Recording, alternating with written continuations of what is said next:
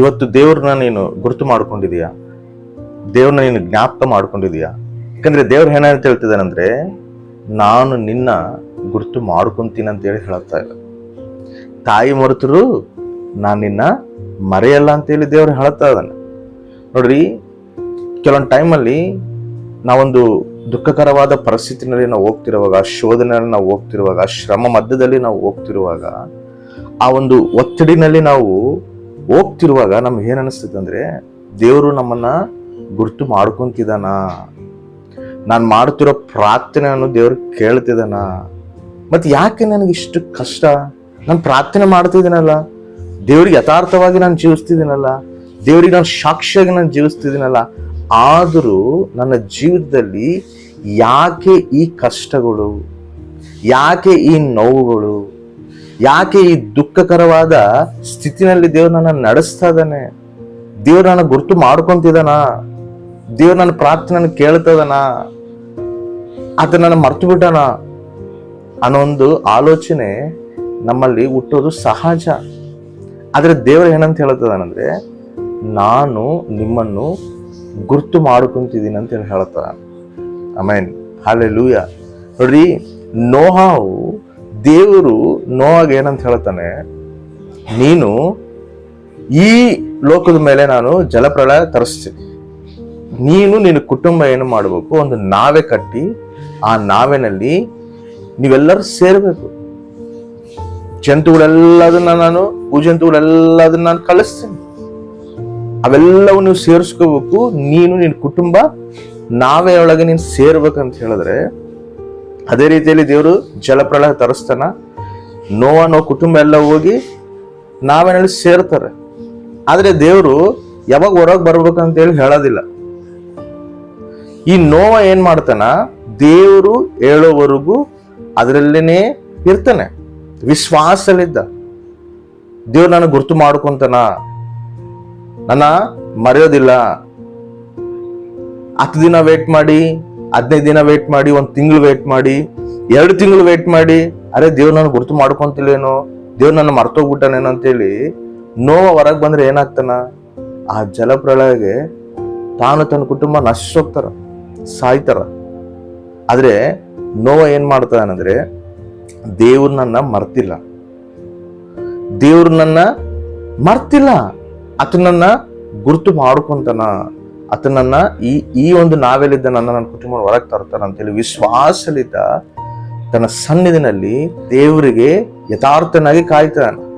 ನೋಡ್ರಿ, ವಾಕ್ಯನಲ್ಲಿ ಕೂಡ 1ನೇ ಪೇತ್ರ ಪತ್ರಿಕೆ 5ನೇ ಅಧ್ಯಾಯ 6ನೇ ವಚನದಲ್ಲಿ ವಾಕ್ಯ ಏನಂತ ಹೇಳ್ತಿದೆ ಅಂದ್ರೆ, ಹೀಗಿರುವುದರಿಂದ ದೇವರ ತ್ರಾಣವುಳ್ಳ ಹಸ್ತದ ಕೆಳಗೆ ನಿಮ್ಮನ್ನು ತಗ್ಗಿಸಿಕೊಳ್ಳಿರಿ, ಆತನು ತಕ್ಕ ಕಾಲದಲ್ಲಿ ನಿಮ್ಮನ್ನು ಮೇಲಕ್ಕೆ ತರುವನು. ತಕ್ಕ ಕಾಲದಲ್ಲಿ ನಿಮ್ಮನ್ನು ಮೇಲಕ್ಕೆ ತರ್ತಾನೆ. ನಾವೇನ್ ಮಾಡ್ಬೇಕಂತ, ತನ್ನ ಒಂದು ಹಸ್ತದ ಕೆಳಗೆ ನಾವು ತಗ್ಗಿಸ್ಕೊಂಡು ಕಾಯ್ಬೇಕು, ವಿಶ್ವಾಸಲಿದ್ದ ನಾವು ಎದುರು ನೋಡ್ಬೇಕು. ದೇವ್ರು ಮರೆಯಲ್ಲ, ತಕ್ಕ ಕಾಲದಲ್ಲಿ ನಾನು ನಿಮ್ಮನ್ನ ಮೇಲಕ್ಕೆ ತರ್ತೀನಿ ಅಂತ ಹೇಳಿ ವಾಗ್ದಾನ ಮಾಡ್ತದ. ನಾನು ದೇವ್ರು ಗುರುತು ಮಾಡ್ಕೊಂತಿಲ್ಲೇನೋ, ಈ ಪರಿಸ್ಥಿತಿನಲ್ಲಿ, ಈ ಕಷ್ಟದಲ್ಲಿ, ಈ ಒಂದು ಅವಮಾನಗಳ ಮಧ್ಯದಲ್ಲಿ ದೇವ್ರು ನನ್ನ ಮರೆತು ಬಿಟ್ಟಾನೇನಂತೇಳಿ ನಾವು ಅನ್ಕೋಬಾರ್ದು. ನಾವು ದೇವ್ರ ಸನ್ನಿಧಿನಲ್ಲಿ ಆತನ ಕೈ ಕೆಳಗೆ, ಆ ಹಸ್ತದ ಕೈ ಕೆಳಗೆ ನಾವು ಏನಾಗಿರ್ಬೇಕು, ತಗ್ಗಿಸ್ಕೊಂಡು ವಿಶ್ವಾಸಲಿದ್ದ ನಾವು ಎದುರು ನೋಡ್ಬೇಕು. ಒಂದು ಸಮಯ ಬರ್ತದೆ, ಆ ಸಮಯದಲ್ಲಿ ದೇವ್ರು ನಮ್ಮನ್ನು ಮೇಲಕ್ಕೆ ತರ್ತಾನಂತೆ. Amen, hallelujah.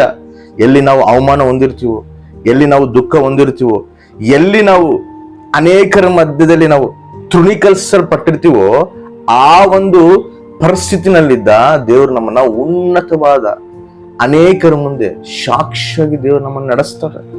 ಉನ್ನತವಾದ ಆಶೀರ್ವಾದಕರವಾದ ಜೀವಿತದಲ್ಲಿ ದೇವ್ರು ನಮ್ಮನ್ನು ನಡೆಸ್ತಾನೆ. ಯೋಸೆಫ್ ಏನ್ ಮಾಡ್ತಾನೆ, ಯೋಸೆಫ್ನ ತಗೊಂಡೋಗಿ ಜೈಲಿಗೆ ಹಾಕ್ತಾರೆ. 2 ವರ್ಷ ಜೈಲಾಗಿರ್ತಾನ. 2 ವರ್ಷ ಜೈಲಾಗಿದ್ದೀನಲ್ಲ, ದೇವ್ರು ನನ್ನ ಮರ್ತೋಗ್ಬಿಟ್ಟಿದ್ದಾನೇನೋ, ದೇವ್ರು ನನ್ನ ಮರ್ತೋಗ್ಬಿಟ್ಟಿದ್ದಾನೆ ಅಂತೇಳಿ ಯೋಸೆಫ್ ಅನ್ಕೊಂಡಿಲ್ಲ.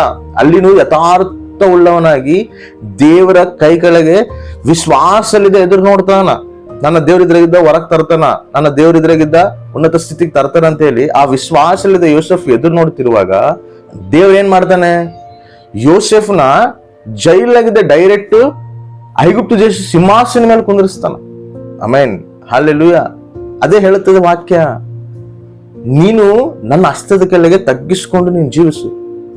ಒಂದು ಕಾಲ ಬರ್ತದೆ, ಆ ಕಾಲದಲ್ಲಿ ನಾನು ನಿಮ್ಮನ್ನು ಮೇಲಕ್ಕೆ ತರುವೆನು ಅಂತ ಹೇಳಿ ವಾಕ್ಯವು ಹೇಳುತ್ತದೆ. ದೇವರು ಬಹು ಸ್ಪಷ್ಟವಾಗಿ ನಮ್ಮ ಹತ್ರ ಮಾತಾಡ್ತಾರೆ. ನಾವು ತಗ್ಗಿಸ್ಕೊಂಡಿದ್ದಾಗ, ನಾವು ವಿಶ್ವಾಸಲಿದ್ದು ಎದುರು ನೋಡ್ತಿರುವಾಗ ಒಂದಿನ ದೇವರು ನಮ್ಮನ್ನ ಉನ್ನತ ಸ್ಥಿತಿಗೆ ತರ್ತಾನೆ. ಇವೇ ಪರಿಸ್ಥಿತಿಗಳು ಇರೋದಿಲ್ಲ, ಇವೆಲ್ಲ ನಮಗೆ ಪಾಠಗಾಗಿ, ನಮ್ಮ ಒಂದು ಜೀವಿತನ ನಮ್ಮನ್ನ ಸರಿಯಾದ ಮಾರ್ಗದಲ್ಲಿ ನಡೆಸಕ ದೇವರು ಈ ಒಂದು ಕಠಿಣ ಮಾರ್ಗದಲ್ಲಿ ನಡೆಸ್ತಾನೆ. ಅದನ್ನ ವಿಶ್ವಾಸಲಿದ್ದ ಕಾಯ್ಬೇಕು. ಒಂದಿನ ದೇವರು ಮೇಲಕ್ಕೆ ತರ್ತಾನ.